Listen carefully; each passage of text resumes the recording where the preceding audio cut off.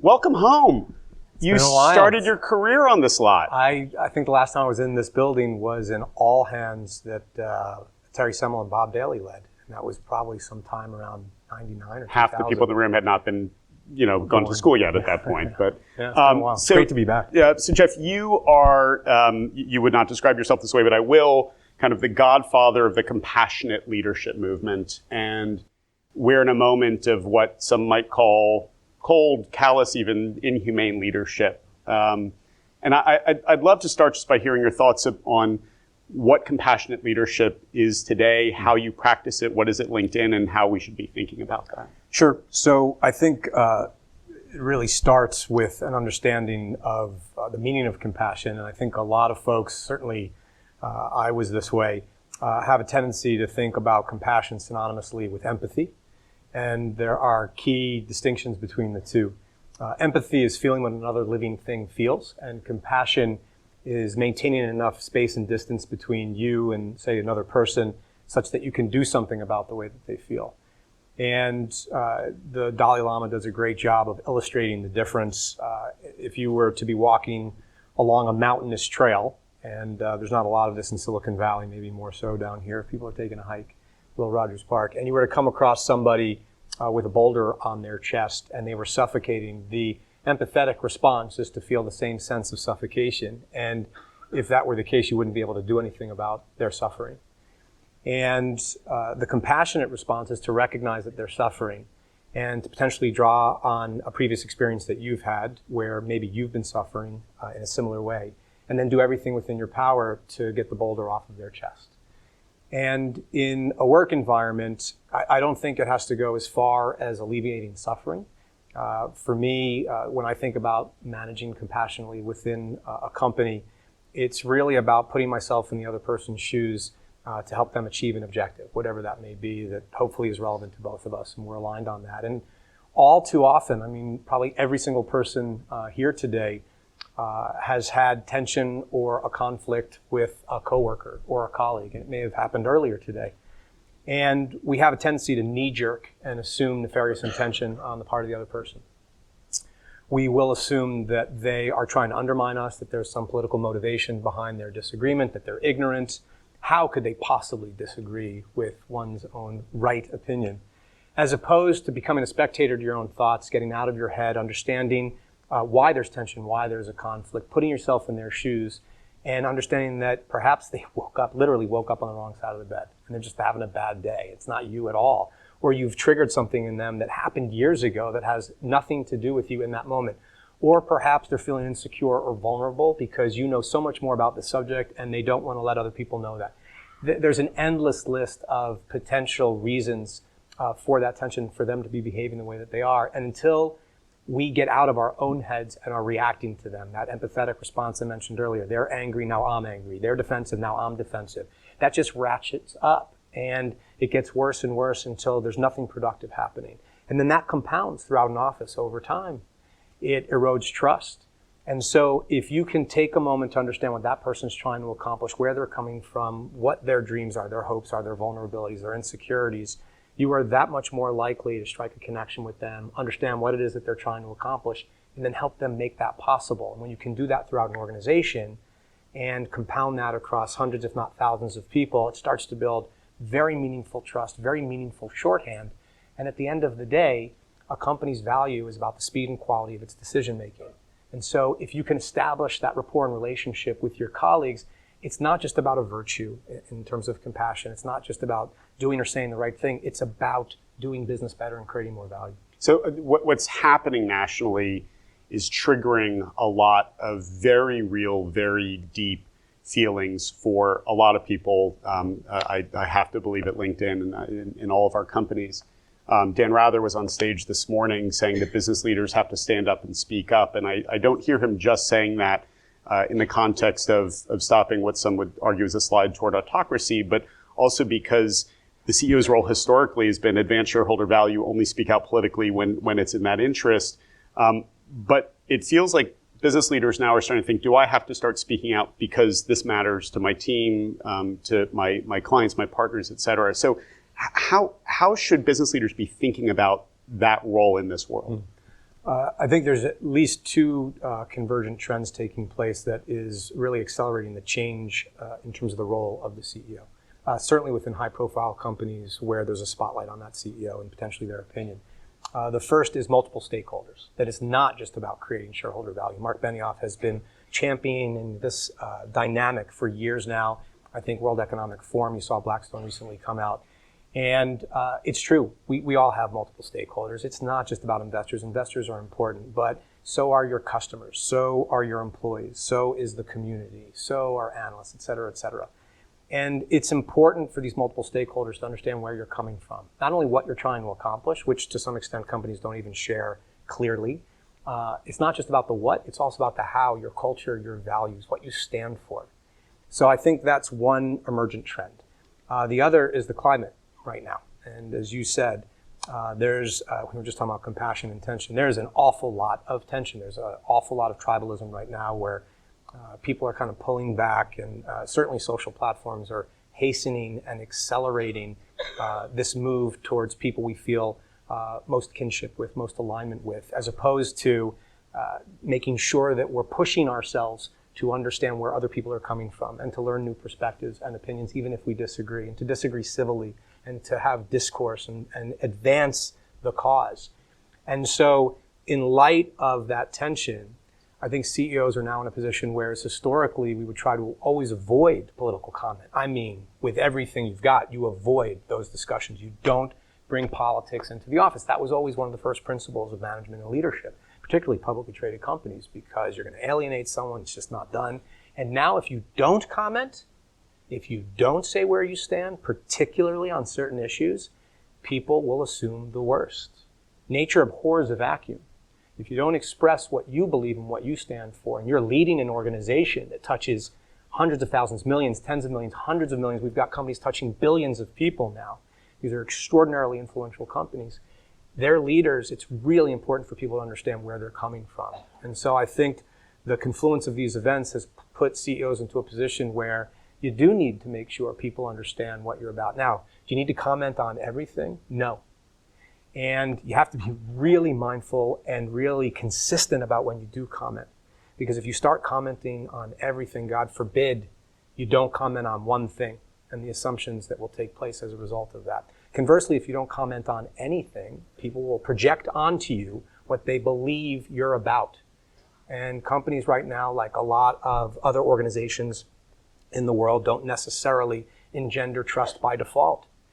So for certainly the CEOs that I'm familiar with, that I have a chance to talk to and share notes with, there's a lot of consistency in terms of the approach. We may all have different perspectives, but it really starts with what the company is trying to accomplish. Is the event taking place? Is the issue that's come up? How does that relate to the company's mission? So that's one. Two is, how meaningful and potentially disruptive is it to your employees? Because if you see news and you feel like, well, it's obvious where I stand, I don't have to explicitly say anything, but you've got employees who are deeply concerned, not only about the issue, but what you believe because you are leading them, they need to hear from you. And then third is where you personally stand on some of these issues. And CEOs are people too. And they have deeply held belief systems and convictions. And sometimes people are going to feel the need to speak out on things they believe in. So and look, Microsoft, LinkedIn now joined with Princeton to file a DACA lawsuit. Microsoft has stepped out into a position it might not otherwise have taken before. But for a CEO who's more reticent, or a CEO whose personal politics don't align with the employee base one way or the other, what do you do then? And in particular, what if a red line is crossed? Right, at least from however that's defined. Mueller gets fired, or a Supreme Court order is expressly disobeyed, and there is almost a swelling within the ranks. So how does a CEO manage the personal with the interest of those different shareholders? I don't think there's a cookie cutter solution at all, and I would never project onto other CEOs and other companies the way I would do something or the way we would do something at LinkedIn. For us, it's about getting ahead of it. If you're reacting to this stuff, it's going to be extremely challenging. I mean, in this day and age, it's never ending. So you need to make sure your employees know what you're about and what the company's about and what you're trying to accomplish and your vision and your mission and your target audience and your core value proposition and your strategic objectives and your measurable goals and most importantly, your culture and your values. And you've got to reinforce that, and you can't just put it up on the walls of your offices or do the laminated cards for the wallet or the mouse pads or whatever companies are doing. And I'm not being critical of that dynamic. We do it ourselves at times, but you've got to mean it. You can't just talk the talk. You should never be in a position where you're only talking the talk as a leader, but in this day and age, you've got to walk the walk. And if you do that consistently, and you do it when you need to be doing it, you can get in front of these things so that your employees understand where you're coming from, and they're giving you the benefit of the doubt. And then sometimes you are going to need to say something. They need to hear from you. They need that leadership. They need to be inspired. They need to understand that there's a better way to do things. And hopefully, the company can be a part of that better way. So one of the things that we're seeing is companies giving $1,000 bonuses with the left hand and laying off 10% of the workforce with the right hand, trying to get credit for one and avoid the other. And that's obviously in part a result of a macro trend of the rise of automation, globalization, et cetera. First question on that is there are those who are complete bulls. We've been through this before. The economy transforms, new jobs are created, and complete bears, it's going to be Wall-E, right? So which side do you come down on? So we spent, given what LinkedIn does and given what we're trying to accomplish in creating economic opportunity for every member of the global workforce, that's the vision for north of 3 billion people in the global workforce. We spent a lot of time thinking about this. And when we first started to roll up our sleeves and dig in, we were looking for a definitive answer. We were looking to say it's going to be net accretive, it's going to be net dilutive, jobs will be created, destroyed, et cetera. What we've come to learn is that in periods of great flux like this, people don't know the answers. There's so many variables. And we're very privileged to be in a position where by virtue of the data we have access to in the platform that we've created, we can help people make sense of all of this change. And we have the opportunity to work with incredible minds. McKinsey Global Institute, James Manica, for example, has been a wonderful partner in terms of starting to make sense of all of this with his organization's research efforts. And here's an example. Rather than predict exactly how many jobs we lost or are created, it's important to understand how many jobs can be altered, can be touched, how many workflows can be touched by automation. And today in the United States, that number is roughly 50%. This is already happening. This isn't science fiction. And some of those jobs, some of those workflows will be displaced by automation. You will have robots, you will have computing capabilities replacing workers. But new jobs are going to be created. And then there's going to be this huge hybrid opportunity where the automation creates new roles and people are going to need to reskill. And we're very fortunate to be in a position where we can help people do that. So how does LinkedIn actually do that? I mean, what is LinkedIn's role in that, helping people transition? So zooming out for just a moment, and we'll come back in and talk about specific execution and some of the initiatives. So I mentioned a moment ago, our vision is to create economic opportunity for every member of the global workforce. The way in which we'll do that is by developing the world's first economic graph. So a graph in technical terms is kind of a fancy scientific way of talking about connecting nodes and the relationships between these nodes and the information that flows between them, for example. So LinkedIn historically was a professional graph. We connected professionals. Facebook was a social graph, connected friends and family. Twitter's an interest graph, et cetera, et cetera. What we decided several years ago in light of the growth of the company was, whereas our vision started as a dream and our mission was to connect the world's professionals to make them more productive and successful, we decided we were going to try to operationalize our vision. And the way we'll do that, create economic opportunity for every member of the global workforce, is through this economic graph. So the economic graph is going to digitally map the global economy across 6 dimensions. Ultimately, we would like there to be a profile on LinkedIn for every one of those 3 billion plus people in the global workforce. A profile for every company in the world, and there's roughly 50 to 60 million plus companies in the world when you include small and medium-sized businesses. Digital representation for every job made available, a job opportunity in the world. Digitally accessible is about 20 million of those at any given time. Digital representation for every skill required to obtain the jobs offered by those companies. Digital representation for every higher educational organization, university, vocational training facility that enables people to acquire those jobs. and then a publishing platform that facilitates the way in which people share professionally relevant knowledge if they're interested in doing so. So in covering that skills gap, and you guys bought Lynda, right? So you're playing in this world a little bit as educator and at least mindset shifter, if not trainer. Are you guys a platform for everyone to do that, or are you guys actually going to be the ones doing it? So with the acquisition of Lynda, it starts to fulfill that skills dimension of the economic graph, and that was really the last piece of the puzzle. We have everything else in place in terms of infrastructure, processes, talent, and we're starting to generate meaningful scale in each of those areas. By way of example, when we started to operationalize this vision, we had 350,000 jobs available on LinkedIn. Today we have 14 million jobs available on LinkedIn. So with regard to skills, it's one thing to capture and standardize data, and we've got tens of thousands of skills that have been captured on LinkedIn. It's another thing to offer the coursework that enables people to acquire those skills and get those jobs. And with the acquisition of Lynda, we have the owned and operated coursework that enables us to do that through these wonderfully talented authors. I think over time, there's a really interesting opportunity to make that more of a platform or a marketplace where third parties can introduce their coursework, regardless of where they're coming from, individuals, organizations, institutions. And so we're in this really exciting position where imagine picking any locality anywhere in the world, and we can understand the fastest growing jobs within that locality. We can understand the aggregate skills of the workforce within that locality. We can measure the size of the gap between the two, and where that gap becomes a red flag, we can alert vocational training facilities, junior colleges, even four-year universities to the gap, provide them data, potentially APIs, that enable them to create just-in-time curriculum so they can start to train and teach for the jobs that are and will be, and not just the jobs that once were. And the cool thing is we started talking about that several years ago, 5+ years ago, and it was the dream, it was a vision, it was true north. We're doing it today. So we're working with governments all over the world, local, federal governments all over the world, literally, to provide exactly that kind of data. Even for a city like LA, I was just looking at the economic graph data earlier.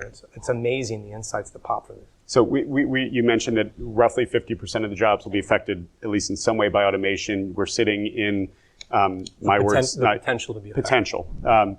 The creative capital of the world, yep. and not just media, art, fashion, culture, food. It's happening here now. And I think we would like to think that a disproportionate share of those jobs will not be affected, mm-hmm. right?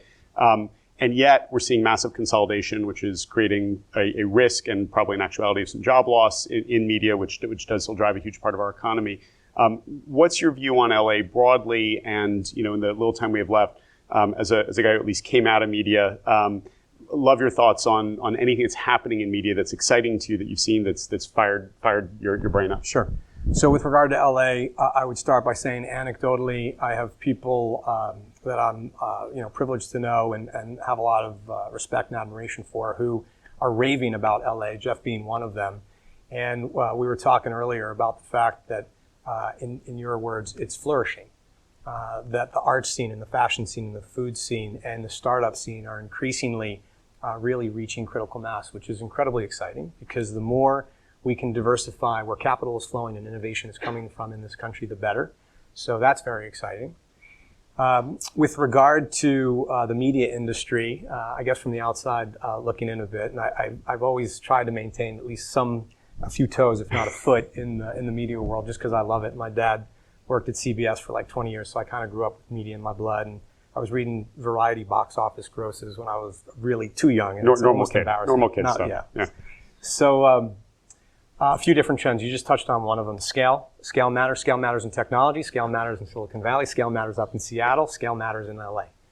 You can see that with Disney's latest move and the Fox assets. Fox selling, I think, is a really important, almost watershed mark in terms of the importance of scale. I think today CBS and Viacom's boards were talking about whether or not they're going to come together. Everyone in the industry has got to be talking about scale. It's going to be very interesting to see where this falls out.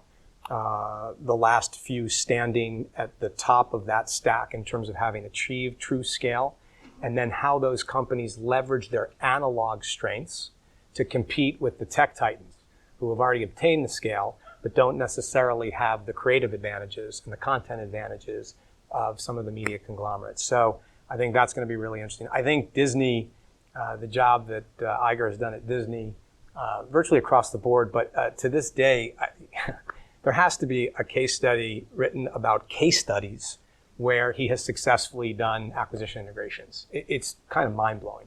That stuff's really, really hard, And one after another, he keeps knocking them out of the park. So he's setting the bar very high, not just in terms of execution, but in terms of the competitive advantages that execution yields. The adjacent business opportunities, the channels and the windows Disney now has at its disposal. How do you compete with that? So that's one trend to keep an eye on. The second one, and it relates to that, because that's how Disney, in theory, will try to compete with Netflix, is the rise of the digital platform as distributor, and then we'll come back to digital platform as innovator. But for as impressive as Disney's execution has been, Netflix over the last several years, it's just mind-blowing. It's I would use other words, but I don't know about I want to introduce some expletives there, but it's just extraordinary. And then you start to think, I mean, people said originally, is it 30 million subs? Is it 50 million subs? Is it 100 million subs? People now after this last one are like, is it 1 billion people who are going to subscribe to Netflix on a global basis? How do you compete against that scale? And it'll be very interesting to see how Hulu continues to grow, what Disney does with its own proprietary effort, what YouTube does, all of these companies and what competitive advantages they bring to the table. And then, of course, there have been claims that it's peak TV now for a couple of years in terms of original content creation. But as long as these behemoths keep going at one another, there's going to be massive demand for all this original programming, which leads to the innovation piece of this. There's going to be traditional, the longer form stuff, and all those companies will continue to go hard there. But then you've got like the Katzenberg, I guess now Meg Whitman play in terms of shorter form. You've got the Snapchats of the world, the Facebooks of the world. LinkedIn is very interested in original programming within our context. And so very, very excited about the innovation that's going to take place, not just the channel management and the business models, but new forms of media and entertainment. And there's no better city really in the world than LA in terms of what's coming. So we were going to put you to an HQ Trivia pop-up quiz, but we're out of time, so we'll save it for next time. Thank you. Thank you, everyone.